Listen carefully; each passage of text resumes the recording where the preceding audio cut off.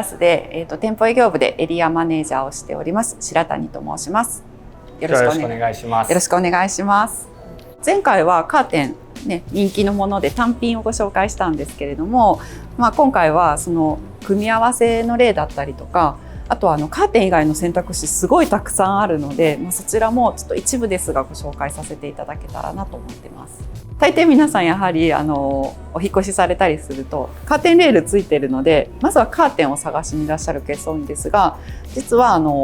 カーテンレールを外してこういうメカモノって呼ばれるようなブラインドを取り付けるっていうこともできるんですね。スタイルによってブラインドがおすすめだったりですとか、あと窓の形状によってカーテン以外の選択肢の方がマッチするケースとかもあるので、そのあたりもご紹介できたらなと思ってます。カーテンの組み合わせを2種類と、あとブラインドで3種類ご紹介させていただきます。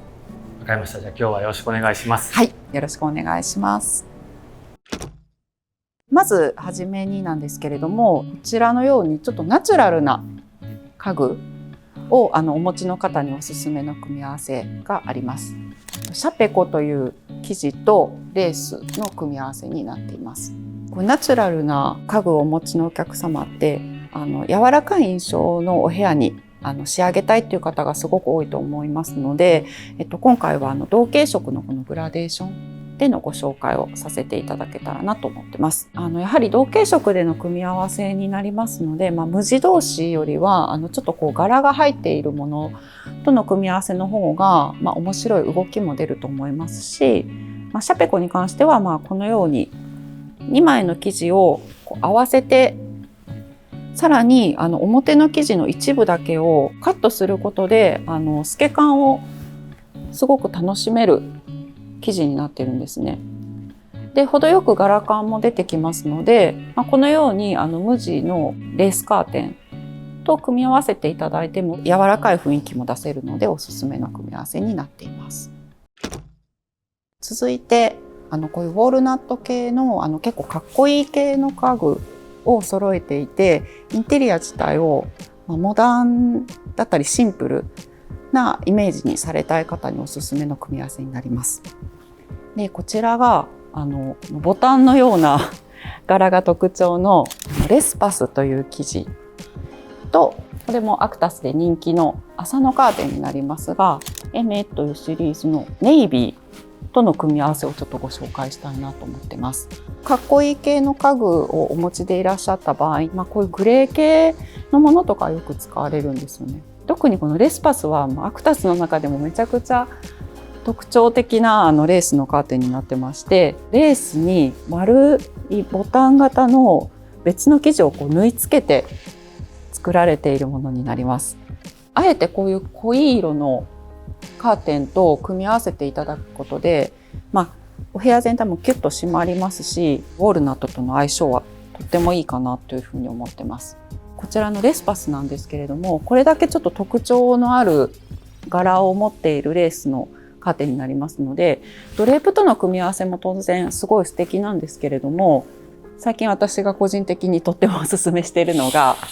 レースオンレースと言いまして、レースとレースの組み合わせなんかもおすすめになってます。普通はレースが窓側になって厚手のカーテンがお部屋側になるっていうのが結構多い組み合わせだと思うんですけれども、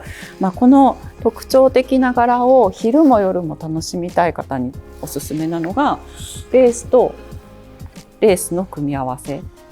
になっています。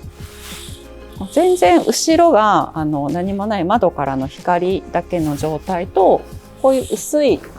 レースを1枚通してみるのだと、この丸の印象が全然変わるじゃないですか。これも結構昼と夜で違う顔を楽しんでいただける組み合わせなのかなっていうふうに思います。ここからはちょっとカーテンではなくて私たちメカモノって呼んでいるブラインドの一種をご紹介したいなと思います。で、この後ろにあるのがシルエットシェードと呼ばれるものになっていまして、今開いている状態なんですが、ちょっと閉じてみます。開いているとレースとしての役割を果たせるんですが、このように閉めてしまうと厚手のカーテンを閉じた時と同じような役割がありまして、実はUV カットもかなり高い比率でカットしてくれるものになりますので、かなりこれはおすすめです。でしかもロールスクリーンなのでこう上巻き上がっていっているの分かるかなと思うんですけれども、全部上に上げるとこの、器具の中に全て収まってしまうので、特に眺望がいいお部屋なんかで昼間は結構景色を楽しみたいとかっていう場合に広い窓で外を楽しむこともできますし、あと、カーテンと違いましてこの1台で2役になってくれるので、お部屋の圧迫感もすごく軽減できるんですね。カーテン独特のこうドレープ感が全くなくって、閉じた時もピタンとこんなに薄くなりますので、例えばねお部屋がちょっと狭くて圧迫感出さないようにしたいとか、そういった方の、リビングシーンなんかにもおすすめのものになっています。今ですねちょうど前にアイラーセンのソファーをこう組み合わせに置いてあるんですけれども、モダンですごくシンプルでかっこいいお部屋にされたいとかっていう方には特におすすめのものになっています。ここのピッチの太さも2種類あったりですとか、あと、閉じた時のこの布の色もかなりたくさんありまして、お店には色サンプルのご用意もありますので見に来てもらえたらなと思ってます。じゃあ続きまして、こちらも人気の、メーカーものになりまして、バーチカルブラインドという縦型のブラインドになります。さっきのシルエットシェードと同じでシンプルに仕上げられるっていうのも特徴の一つになってまして、このように羽の向きを変えることで光の入り方を調整するのが特徴になっています。さっきのようにシンプルでモダンなお部屋にももちろんいいんですけれども、カラーリングもものすごくたくさんありますので、結構ナチュラルな印象のお部屋にもぴったりかなとは思ってご紹介したいなと思ってます。これはお店だから分けてるってことですかね。実際お客様のお部屋でも1枚ずつ羽の色を変えることもできるんですよ。実際私もお客様にご提案する中でグラデーションに作りましょうって言ってやってもらったこともありますし、あと、1枚だけちょっと色を変えるようなアクセントカラーをところどころに入れましょうっていうようなご提案をしたこともあって、これこそ本当に自分だけのデザインを楽しめるアイテムなんじゃないかなっていうふうに思ってます。最後にご紹介したいのがこちらのウッドブラインドになります。ウッドブラインドの印象って結構濃い色だったりとか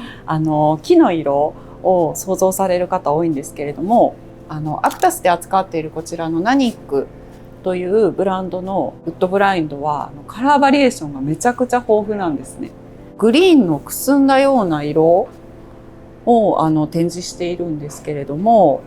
こういう色合いのウッドブラインドだったら今手前側に結構ナチュラルな印象の家具を置いてあるんですが、こういうナチュラルテイストを好んでいらっしゃるお客様とか、あと北欧のイメージがお好きな方なんかにもちょうど合うんじゃないかなっていうふうに思ってます。結構ウッドブラインドって男性のイメージが結構強い方多いんですけれども、こんな風にミントグリーン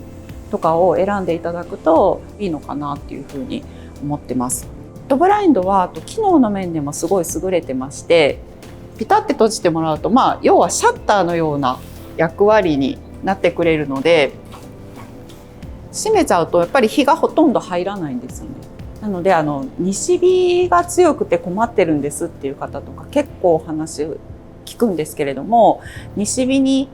が強いとイコール遮光カーテンってなる方も多いんですが、こういうふうにウッドブラインドっていう選択肢もあるので、そのあたりも結構お伝えはさせていただいてます。